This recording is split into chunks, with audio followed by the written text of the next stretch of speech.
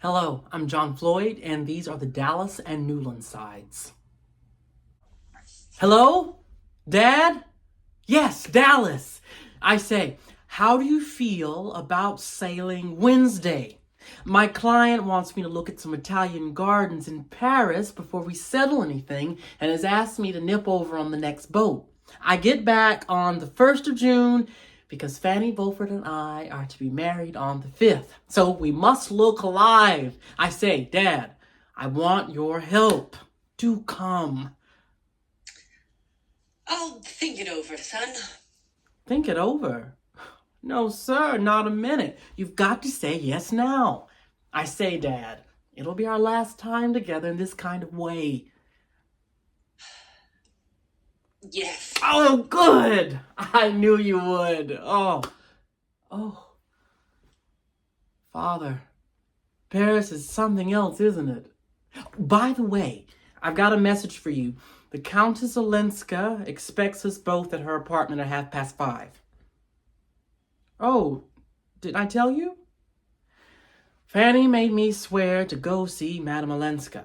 It was awfully good to Fanny when Mr. Beaufort sent her over from Buenos Aires.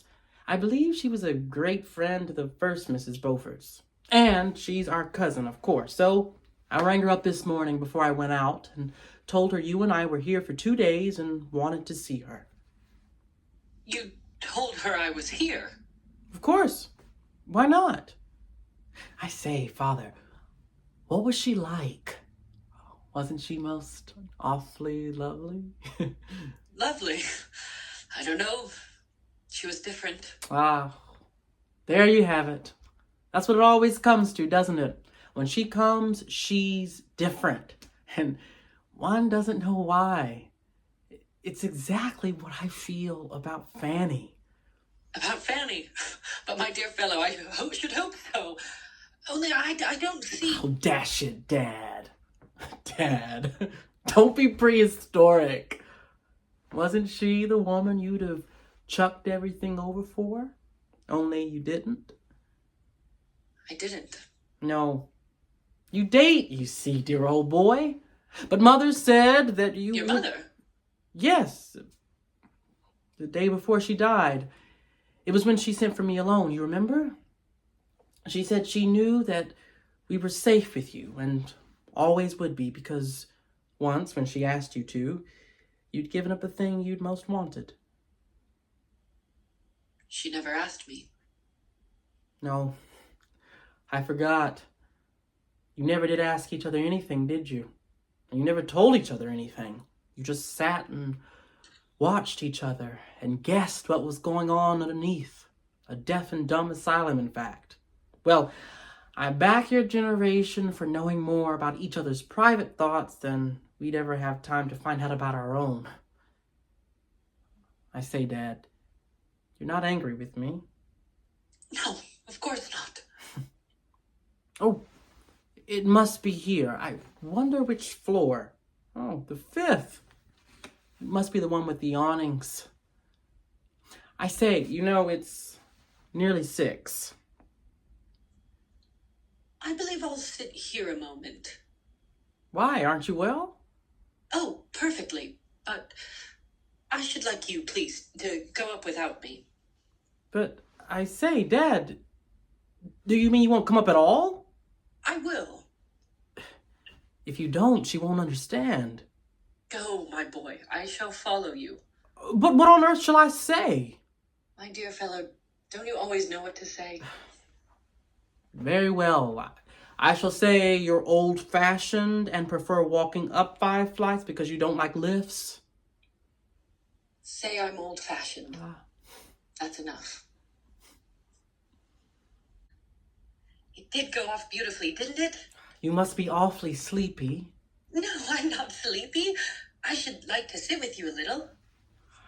Since you're not tired and want to talk, there's something I must tell you.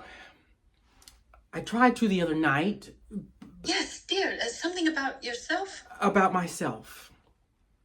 You say you're not tired. Well, I am. Horribly tired. Oh, I've seen it coming on, Newland. You've been so wickedly overworked. Perhaps it's that. Anyhow, I want to make a break. A break? To give up the law? To go away, at any rate, at once, on a long trip, ever so far off, away from everything. Away from everything. Ever so far? Where, for instance? Oh, I don't know. India or Japan. As far as that? But I'm afraid you can't, dear. Not unless you'll take me with you. That is, if the doctors will let me go. But I'm afraid they won't. For you see, Newland, I've been sure since this morning of something I've been so longing and hoping for. Oh, my dear. You didn't guess? Yes, No, that is, of course, I hoped. Have you told anyone else? Only Mama and your mother? That is, oh, and Ellen. You know, I told you we'd had a long talk that afternoon and how dear she was to me. Ah, Did you mind me telling Ellen first, Newland? mind? Why should I? But that was 2 weeks ago, wasn't it? I thought you said you weren't sure till today. No, I wasn't sure then, but I told her I was. And you see, I was right.